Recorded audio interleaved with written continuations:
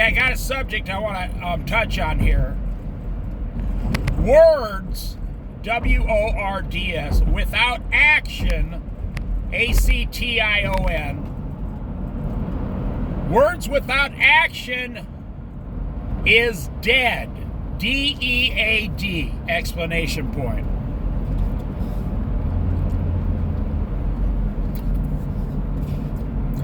Now, everybody is guilty in this area, including myself. Everybody's guilty.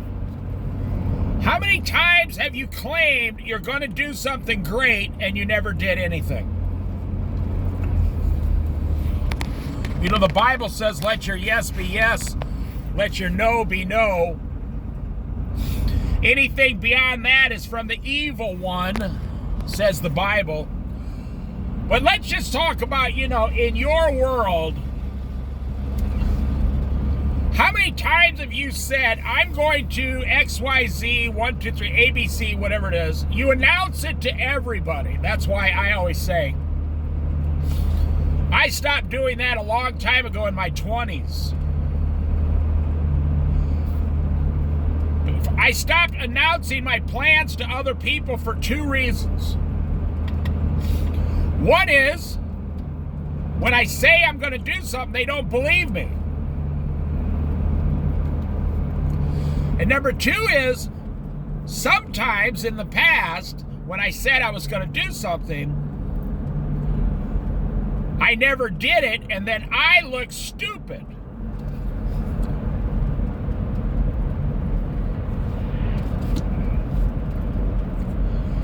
Like when I moved, my very first time, I never told anybody.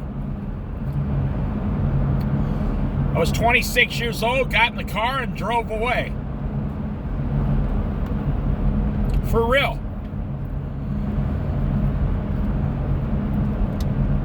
I moved to the other side of a state and lived there for 4 years with my wife. I just never stayed with family. I got an apartment. Now, this is going to make you go crazy. I got an apartment in an old lady's basement for $200 a month. It was some of the best 4 years of my life.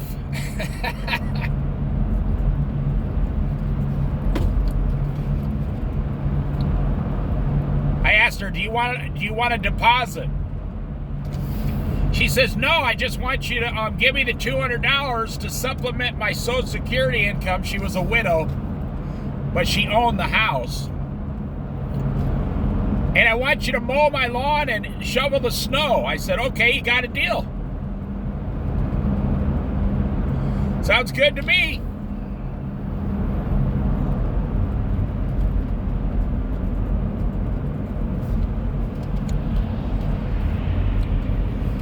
That person is running me right off the road. Literally.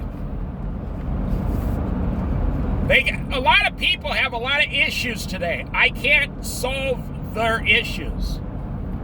This person's passing in a double no passing on a hill around a curve. Look. Wow. With a car coming.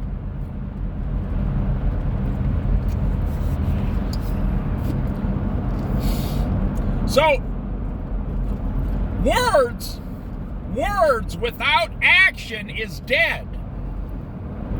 I mean, my whole life, this is like one of the top 5 things I've seen men do. Now, honestly, I don't see women do this a lot. Most women kind of let the man take the lead in the house, you know, or at least let God take the lead.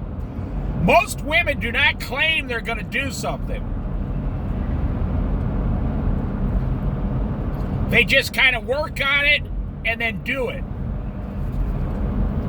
But I see a lot of men, and that, you know, especially when men get around other men and start talking.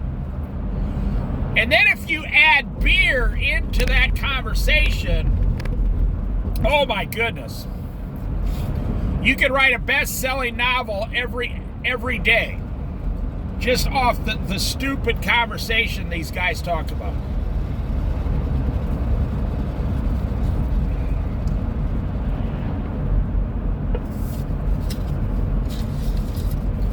I told all my friends and family I'm moving to Colorado. They said, "Oh, why would you do that? Blah, blah, blah. You're never going to go out there. What are you talking about?" I had one family member tell me, "Colorado's not safe." I had another family member tell me, "You'll never get a job in Colorado." I said, "Wait a minute." I had to stop and think about it. Is that true? No one can get a job in Colorado? And I said, wait a minute. Where are all the people working that live there now? See, I was moving from Iowa at the time, had 2.5 million people, to Colorado, which had 4 million people at the time. I said, no, wait a minute. There'd be more jobs in Colorado because there's more people there. And I had to go back to my management training. No, wait a minute, that doesn't make sense. There'd be, if a restaurant is bigger, there'd be more jobs there. And if a restaurant is smaller, there'd be less jobs. I said, wait a minute, Colorado's got more people than Iowa. And they said, "Oh, I'm just telling you, bro. I'm just telling you. It's going to be hard out there. You don't understand what it's like out there."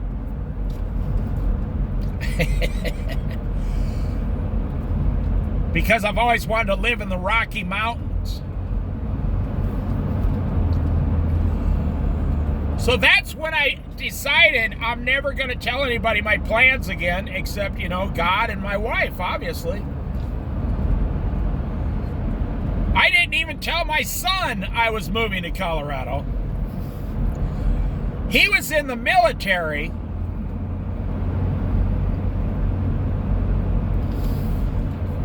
Well, then when he found out I moved to Colorado, he picked to get stationed in Colorado so we could see each other. So you see, the decision I made to move to Colorado benefited the both of us greatly for about 2 years.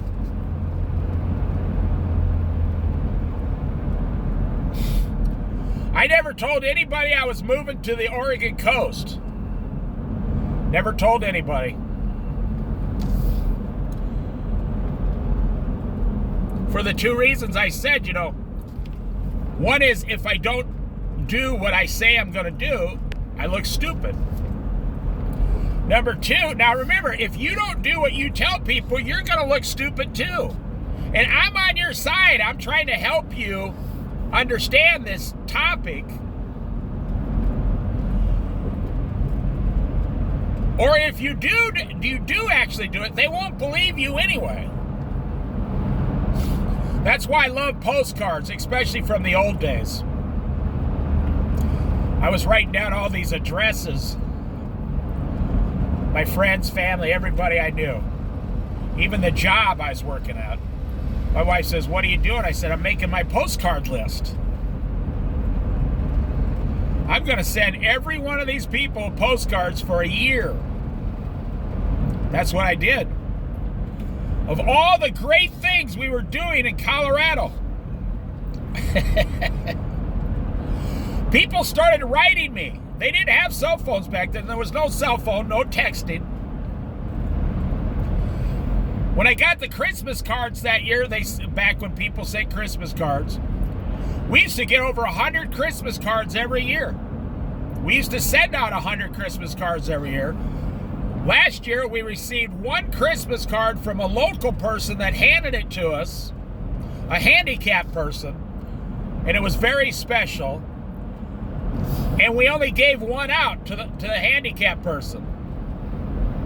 That's how much times have changed, boy. You just don't know what you're missing if you're not old enough to have had an old-fashioned Christmas. with the tree and the Christmas cards mailed out on December 1st, all the candies, the homemade breads, the cakes. Now, Christmas is supposed to last like 25 days, from December 1st till December 25th. With the log in the fireplace, the snow falling outside. That's how I spent Christmas the first 30 years of my life. I told you guys I was spoiled. I've never denied it. I told you how spoiled I was when I was growing up. It was fantastic. People have no idea what they're missing. Today, they'll send their parents a text message. Merry Christmas, Mom and Dad. I love you. Okay, I gotta go now. Goodbye. Blah, blah, blah, blah, blah. That's the most boring, dull, uninventive thing you could ever do to your parents or anyone. But anyways, let's get back to the subject. And this is going to be a short video. Yeah, right, Dave. If you don't do what you say, your words are useless. I challenge you people to shock someone, shock your family and friends. You know, one of the reasons you want to tell everyone is because you want to get comfort from them. You can't make decisions on your own, and I'm talking about bold decisions.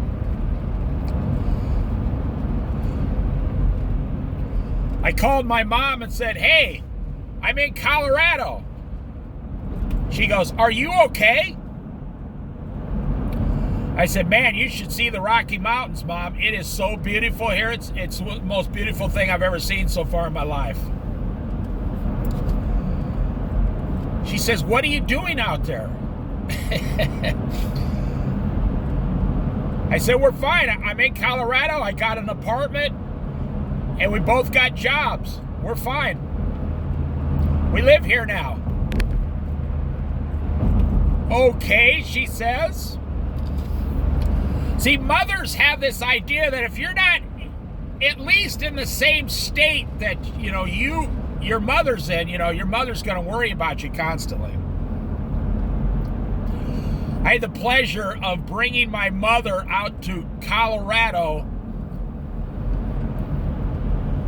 about 6 years later.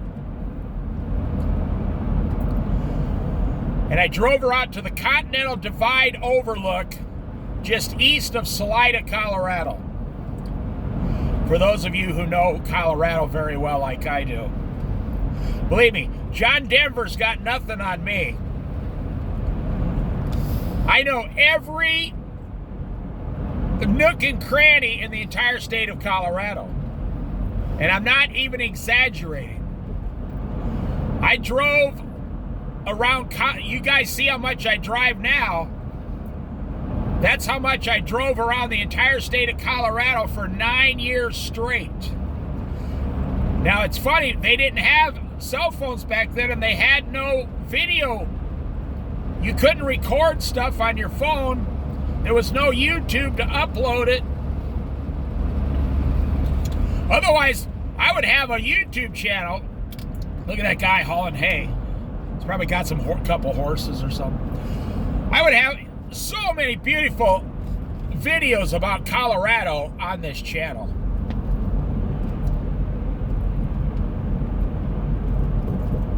I mean, Colorado is it was one of the best decisions I've ever made in my life. But we'll get into that some other day. I didn't tell anybody. After I found out their reaction, I just kept my mouth shut. And 6 months later, we planned it out. I got in the car. Everything we owned fit in the trunk or the back seat. It was a 1968 Chevy Caprice 4-door hardtop. I bought it from a little old lady for $300 in Iowa. Yep. It was amazing. I wish I should have kept the car. But I sold it to someone who claimed they needed a car, boy. They needed a car. So I had 2 or 3 cars at the time. I sold it to them, did them a favor. And then they completely demolished the car, in a few years. Don't tell people what you're doing. They won't believe you. And then if you don't do it, people won't ever believe you again.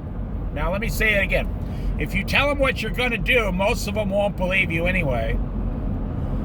If you tell them, and then if you don't do it, they'll never believe you again. They'll say, well, I've heard hymns. I got some close friends. They're always claiming what they're going to do. They tell everybody what they're going to do. And I've never seen them do it yet.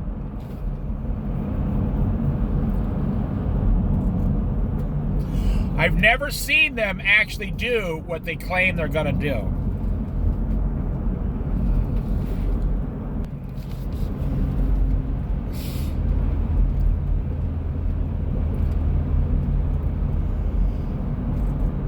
So this is straight out of the Bible, and I'm going to wrap this up here. Trying to get under 20 minutes here. The Bible says, words without actions are dead. Don't talk about it. That's what I like about Jesus. Jesus never really told what he was going to do. He just did it. And then he told about the truth, the word of God, and prophecy. What prophecy said, I must be crucified, yes. The Son of Man must die at the hands of sinners.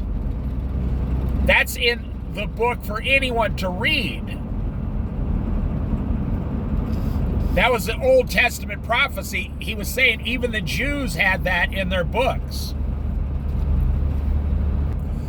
So he wasn't claiming that he was going to do something great. He was just basically saying what was prophesied about him. So when it happened, the disciples would believe and remember he told us these things were prophesied about him. That's what prophecy is.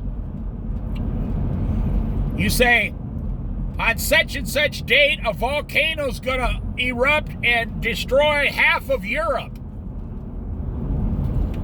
If God says, if you don't change your ways and repent. And everybody's like, nah, that guy's a kook.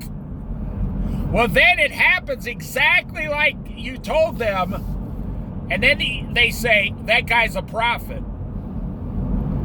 Now, neither of those things are really true. Because if enough people repent and turn back to God, like in the Old Testament, then God won't make the volcano erupt, so to speak. So then, when the volcano doesn't erupt, a lot of people say, you see, that man was lying. The volcano never erupted. No, he wasn't lying. He said, if people repent, God will not erupt the volcano. I'm just giving an example here to my Christian friends. That's why I say, don't tell people. Not unless you are actually one of God's prophets, which I'm not. And God tells you specifically, go give someone a message for me. Boy, just pray that God never tells you to do that. I have prayed before, Lord, don't ever turn me into a prophet. Please. Being a prophet is one of the worst lives you could ever have on planet Earth. Everybody loves you, everybody hates you. Everybody wants to give you all the credit instead of God, or then next week everybody wants to pick up stones and stone you to death. Well, I went past 20 minutes. So let me wrap this up. Now, most older people know this. That's why you see most elderly people are a lot quieter than most young people. Most elderly people realize I could go down to the redwoods for a week without telling my children where I went. And the children are like all freaking out. Mom and Dad, you can't just leave like that without telling us. And the parents laugh and say, I think you have it backwards. I'm 70 years old. I can do any damn thing I want without your permission.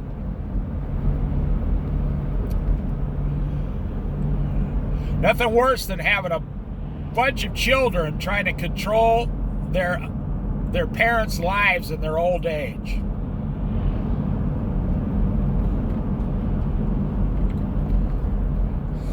Now, I'm lucky. My son's not like that. No, my son goes about his own business, taking care of his own family. That's what I told him. But I've seen sons, and especially this is a bad problem for daughters.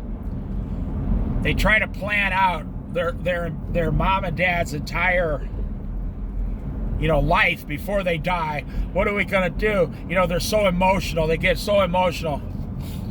If you're that worried about your parents, here's what your parents want you to do. Buy them 2 round-trip tickets to Europe on a cruise. How about that? You want to do something for your parents? Stop talking about it and pull out your checkbook and say, we're going to send you to Europe on a cruise. We'll watch your house for 3 weeks while you're gone. I love it when these kids on YouTube, they come back, the whole family chips in and buys their dad his old classic car or his old classic pickup truck that he had to get rid of to raise his family. And the guy's 65 years old, and the kids show up and say, hey, it's your birthday. We all chipped in and bought you this $40,000 classic vehicle here. Look at those people living in that van with the big tarp on the back. They are on an adventure. Chris Farley living in a van down by the river. So the main message here, I hope you picked up on: words without action is dead. The same thing is true with your Christianity. Christians, believing Christians without action is dead. It's in the New Testament, look it up. Faith, this is what it says, faith without action is dead. Faith, or some versions say faith without works is dead. It says, you say you can't work your way to heaven. Then the disciple says, I say, once you're saved, faith without works is dead. In other words, you have faith, but you have a dead faith. A faith that gets nothing accomplished. Like telling people, we're going to sell everything, quit our jobs, go down over here in a year from now, blah, blah, blah, blah, blah, and then it never happens. So people look at you. Your words are useless to them. Your words are dead to these people. Your words mean nothing to these people. Absolutely nothing, because you don't keep your word. It's like the boy who cried wolf, but there was no wolf. And then when the wolves finally came, he cried wolf, but nobody came out to help him.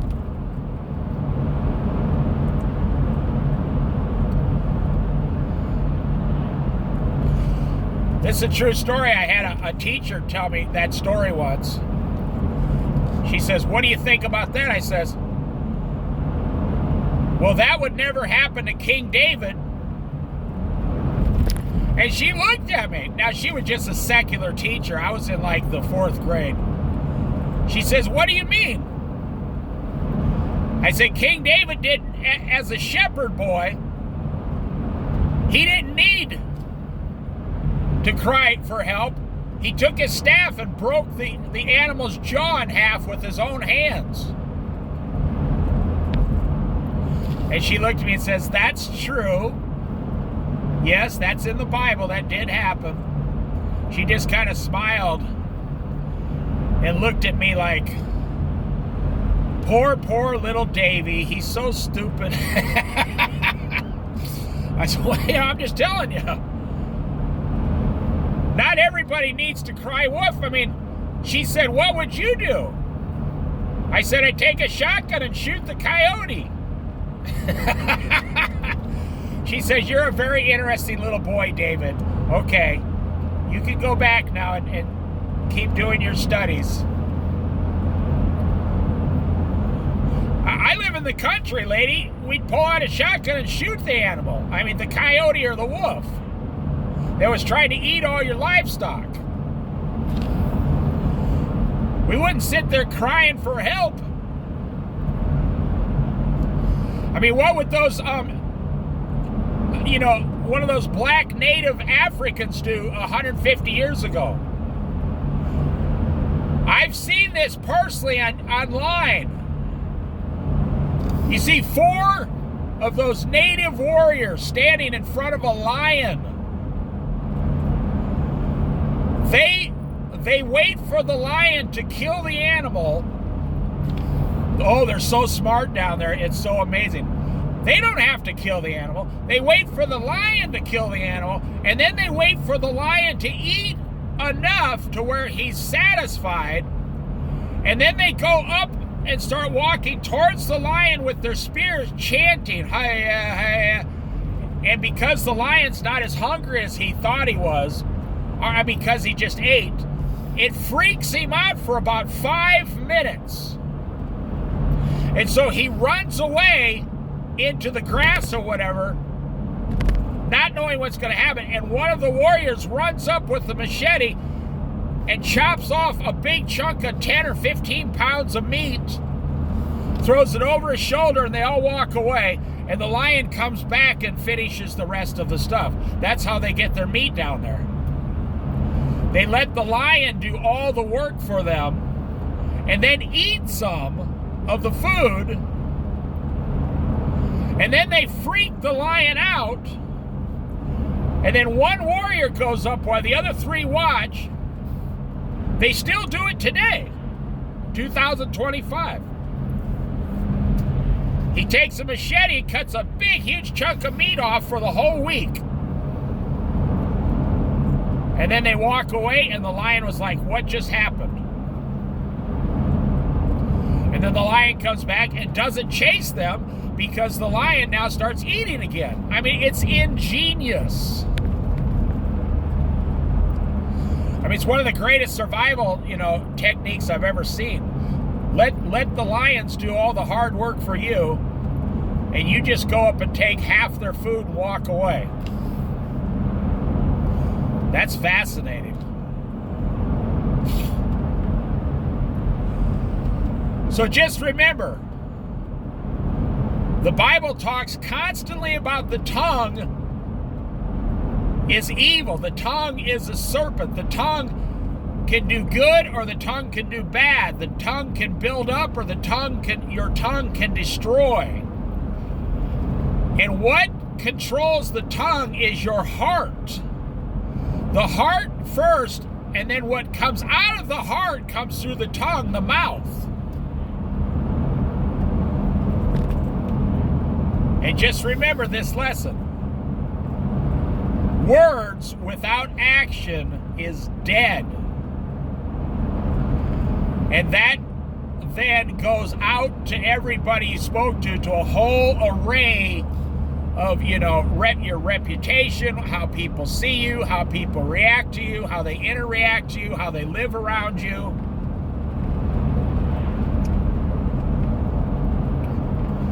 So today, if you were talking to my friends my age way back in Iowa, they said, well, half of them are dead already.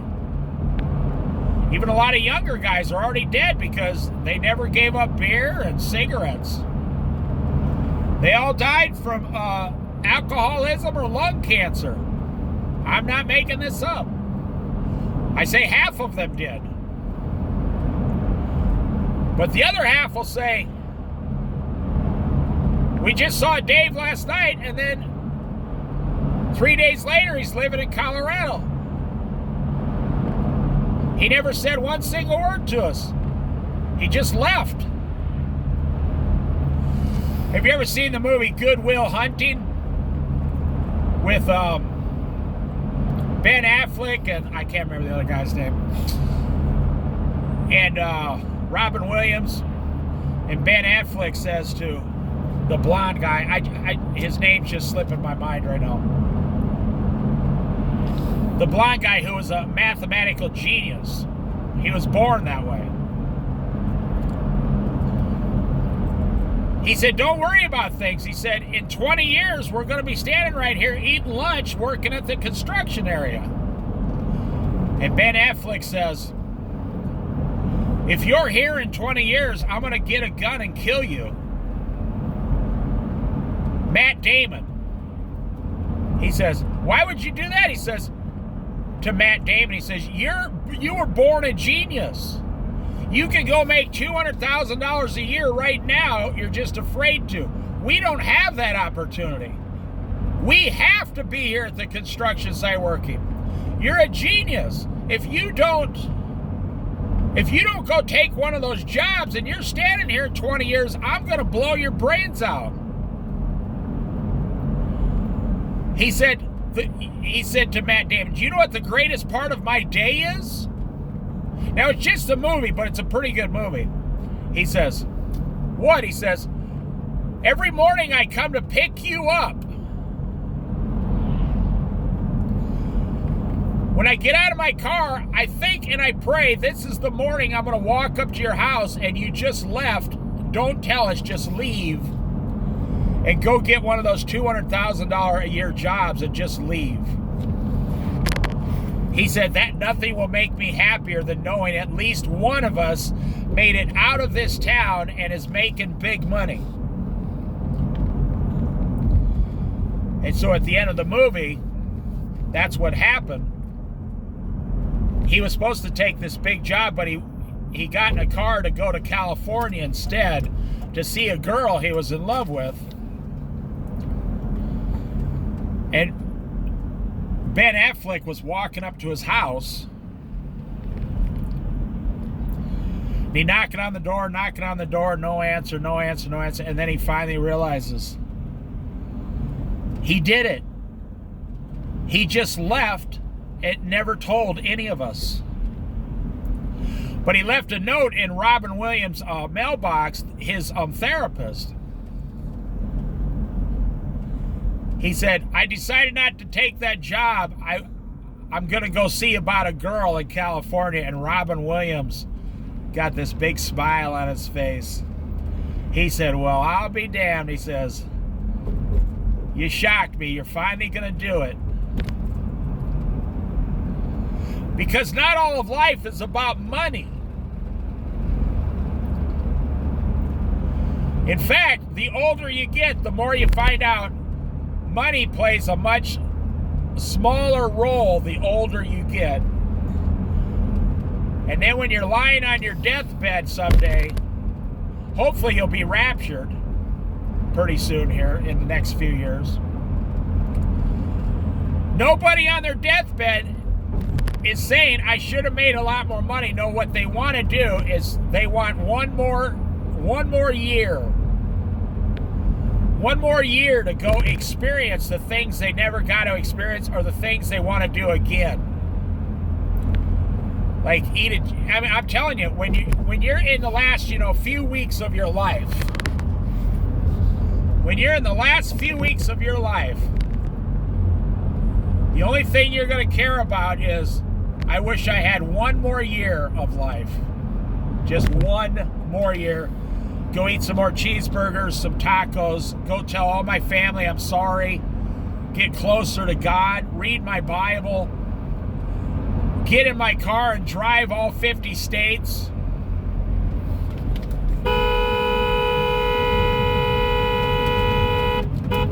That dude just almost hit me. I'm not making this up. Do you see I had to get off the road? He came up behind me 75 miles an hour and almost ran into me. Whoa.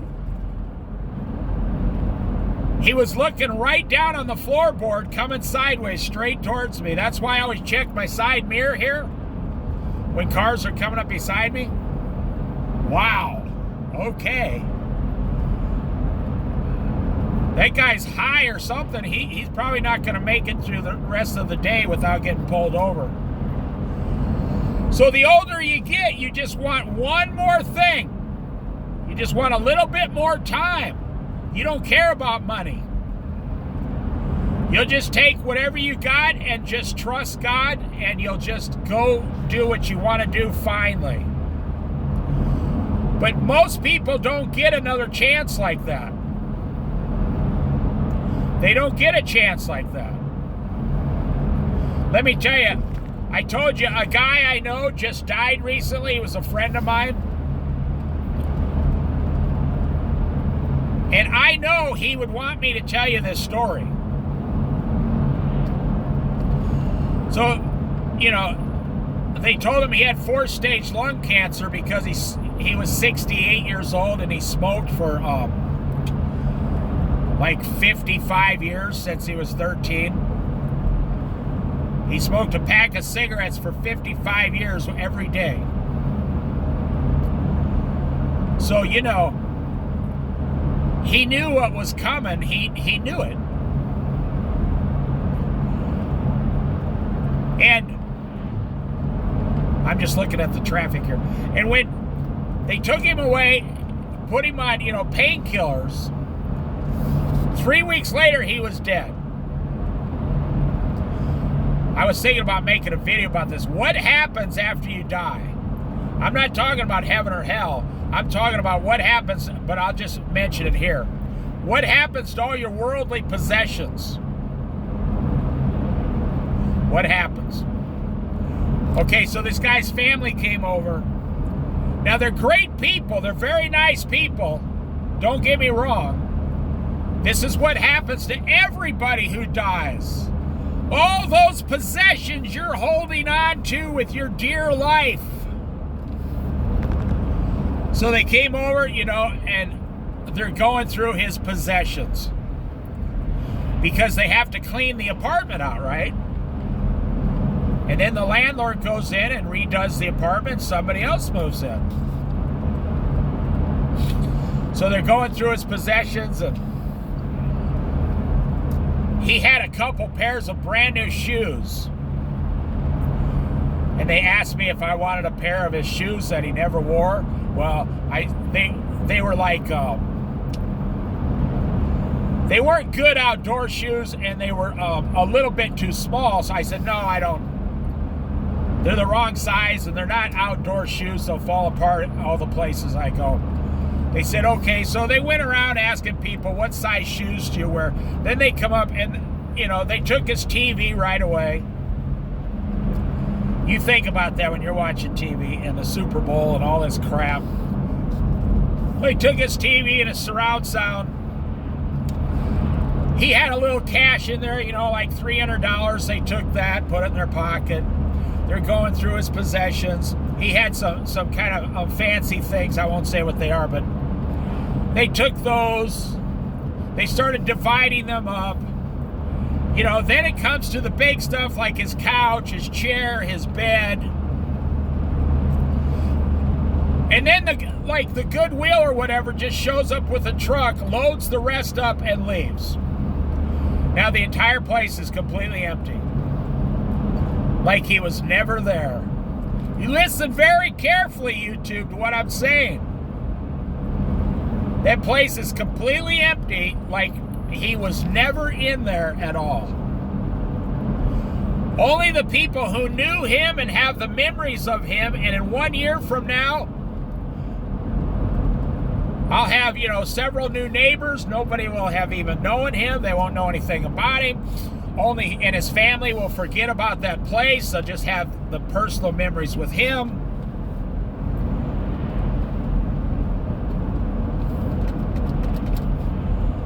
They won't. It's just like he was never there. And he had a great family, don't get me wrong. He had a beautiful little granddaughter that he enjoyed before he died.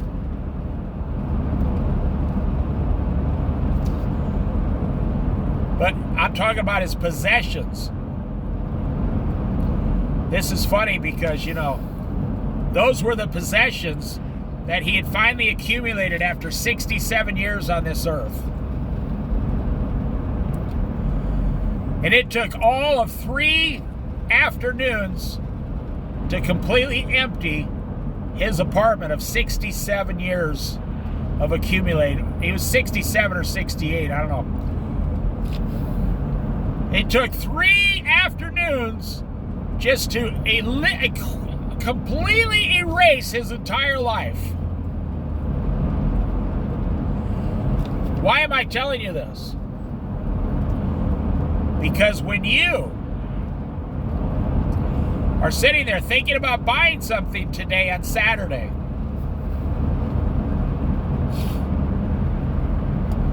stop and think about what I said.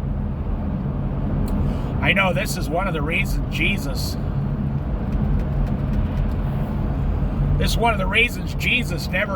he didn't carry things around. He wasn't a homeless guy pulling a cart of junk around. I'm always amazed when I see a homeless guy pulling a cart of useless stuff down the street. I mean, there's some kind of psychological issue there. Because it's stuff that even they don't need. It's not like firewood and blankets and tarps and a tent. No, they'll find stuff like a broken piece of metal and drag it around for 6 months in the back of a little bicycle cart. I'm telling you, I went about double what I was going to because I started talking about this other thing too. The only thing that's going to matter and the only thing people are going to remember about you and the only thing you're going to be judged on Judgment Day, not your words, so to speak. Yes, you will be held accountable for every word the Bible says, but the actions, the actual actions that those words produced or did not produce. Now remember, how many things do you have in your house right now today that you haven't touched in over 6 months or a year? You know, that's what experts say on how to downsize. You categorize everything. First you put everything in piles. You take the thing, you start making a pile of things you haven't touched or used in 6 months. And then you go things you haven't touched or used in like 3 months, and then those 2 piles, the stuff you don't ever touch in 6 months, you start selling it and stuff. Or the one I like is you give it to all your family members. What I do is I give my son and family things before I get raptured or die one day. I give them the stuff now.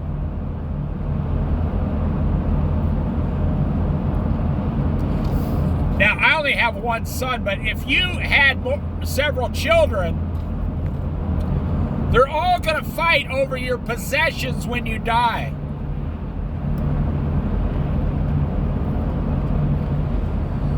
You know, it'd be nice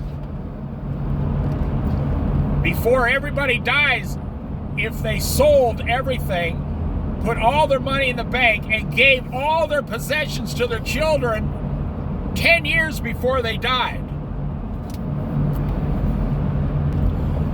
And then moved to a small apartment or a trailer and traveled the last 10 years of their life. And then your family could have all the stuff they've always wanted from you early. And then when you pass away, all they have to do is show up at the bank with your death certificate and a copy of your will, and equally divide the money between how many ever children you have, and you're done. You'd be doing your family a huge favor. Now, this isn't the first neighbor I've ever had die. I've lived in the same place for 22 and a half years. I would say I've seen about 20 people die where I've lived, because I live in a town that's 50% senior citizens, and most people were always older than me. And I'd say about 70% of them died of alcoholism or smoking. I saw this one guy die. He was from California, and he was an old English teacher from California, and he had no family. And he moved to the Oregon coast when he retired on a full teacher's pension, but he had no family. Now, this story's going to make you angry, but there's nothing you can do about it. In this guy's apartment, he had over 500 books, because he was an old English teacher.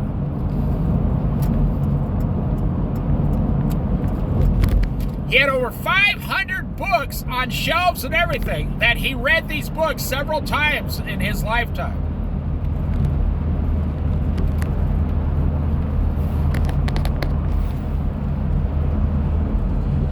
And some of these books were very valuable, worth several $100s each.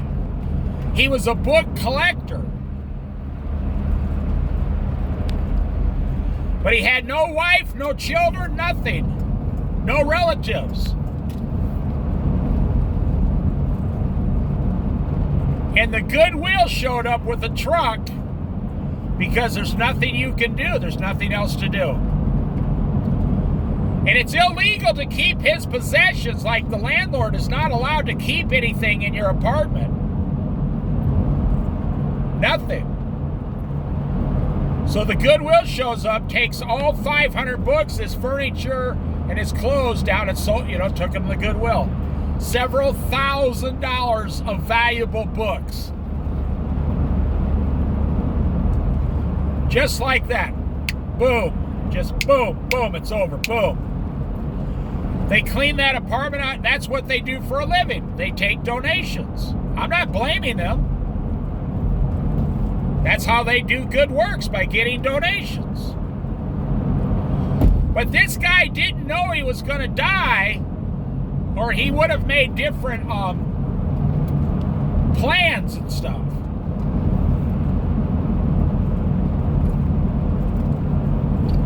He was in good health, and he just suddenly died in his sleep while he was sleeping at night.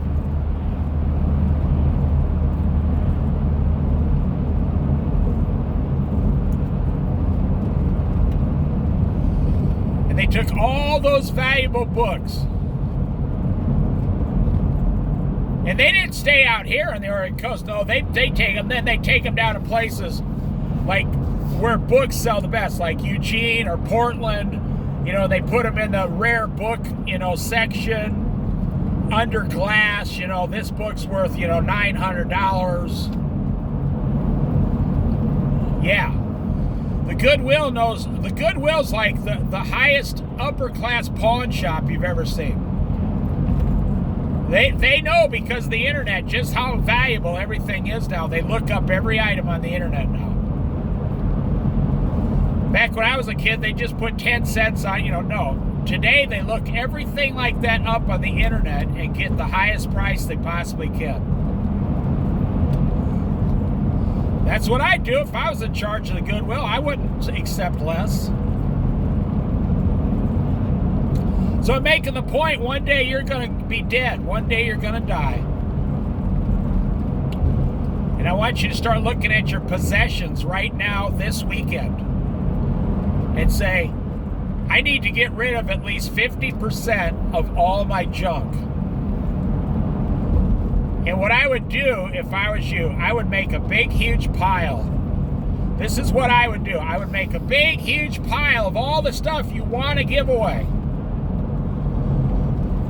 Then I would have a chili cook-off at your house. I would invite your friends, your family, your parents, all your closest friends, your family, your brothers, sisters, everything. Now, if some live out of state, you can have them respond online. And what you do is you say, I made a pile. This is all the stuff I'm downsizing. If you want it and you can use it, you can have it. It's yours. And I want you to have it as a gift from us. And we're going to downsize everything. And whatever you guys don't take, we'll just give away to the Goodwill. And then you will gain like 30 new friends instantly. Well, they're already your friends, but... And then what you're going to do is about half of those people are going to go home and think, maybe we should downsize too. Because he downsized, now he's got control of his entire life again. I just gave you some good ideas here. Look at all these cars here. None of them are selling, look. They got the car lots completely packed because tax time. They're hoping you take your small tax refund from last year and make it a down payment on a newer or higher end used car, overpriced used car. That's what they're hoping that you do. They're hoping that you take your $3,000 tax credit or whatever you get, $5,000 with your kids and stuff, child tax credit, and they're hoping that you put that as a down payment on a $38,000 car.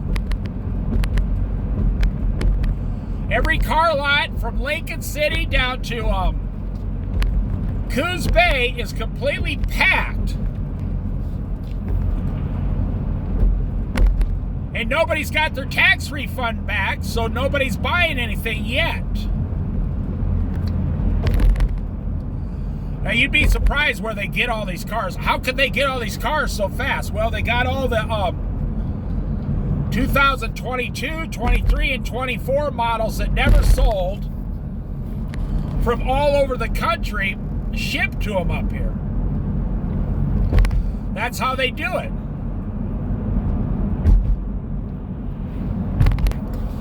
Now, I like Donald Trump.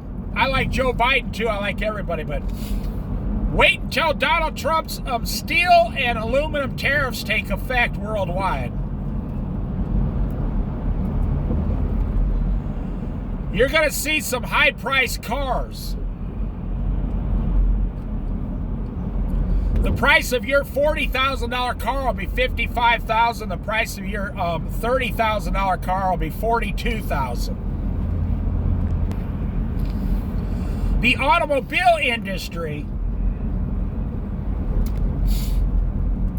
is going to use this as an excuse to raise prices.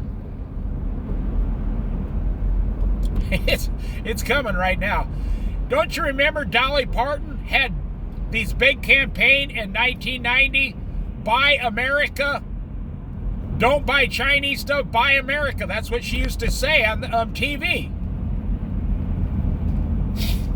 And there was a lot of famous people. It went on for several years. Buy America first. It never worked. Everybody said, you can't buy America.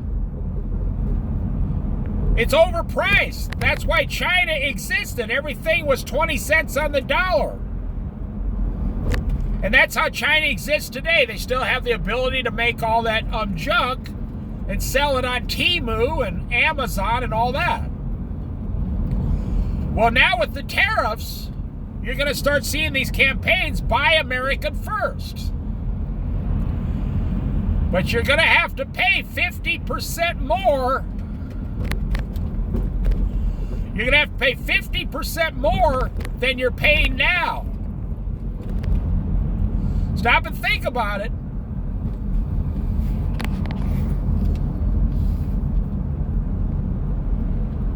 Look at that homeless person right there.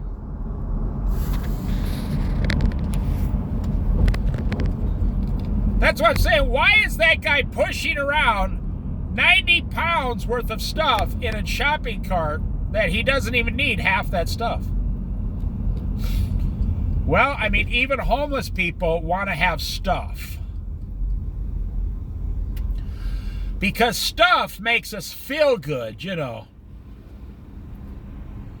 We got stuff. If I got my stuff, like George Carlin used to say in all his vulgar comedian acts, you know, he was a very vulgar man, but everything he said was 100% true. He just said it in an incredibly vulgar way. And he didn't believe in Jesus. He used to rail against Christianity as being the worst thing that ever happened to him, the world. There's another homeless person just standing there. Boy, that's a tough life right there, I'm telling you. That lady was just standing back there with a cigarette hanging out of her mouth, looking up in the sky. See, not everybody has the opportunities you have, or I have. Most people don't have it. Now, gas went up here 40 to 50 cents in the past 5 weeks. Gas was $2.85. Now, in Florence, it's $3.45, so it went up 60 cents in 5 weeks. Now, the reason that's happening is because the oil companies are doing it. Why? $3.29. In Florence, it's $3.39. Why are they doing it? Because they know that Donald Trump's going to drill, baby, drill, and within 2 years, I believe gasoline will be $2.30 a gallon in 2 years. And it's going to stay extremely low as long as Donald Trump is president for the next 50 years. Well, if he gets his way, he's going to try to get a third term as president. I predict Elon Musk will be the next president of the United States. Seriously. It's about time they have someone who runs the internet, the world's richest man, will be the ruler of the world. All you have to do is get young people to vote for him. If Elon Musk finds $1 trillion worth of waste, $1 trillion worth of waste, he's going to be the hero of the United States. And I don't think J.D. Vance will be the next president. I think it might be Elon Musk.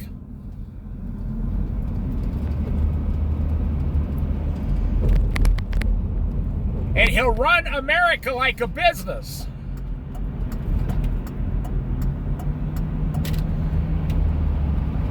I let this guy go because he's got a cool car. I pulled over so he go. Well, I don't want him to tailgate me the whole way he's going to go. Elon Musk could be the next president. So here, watch your words. Number one is the first lesson. The second lesson is downsize everything you haven't touched in 6 months, but give it away to your family and friends for free. Ask them if they want it. And if 2 people want the same item, then flip a coin. Say, okay, there's 3 people that want an item, so we're going to flip coins here and see who gets it. Or we're going to play rock, paper, scissors, and whoever wins gets the item. That's the only fairest way to do it. And you can turn this whole thing into a chili cook-off or a bring-your-own buffet thing. You have 30 people at your house. Give all your stuff away that you don't touch. Your children will love it. Your family will love it.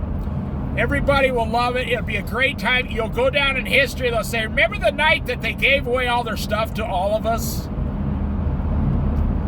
They'll say, you didn't do something stupid like sign up for Peace Corps or some kind of a Christian mission overseas, did you?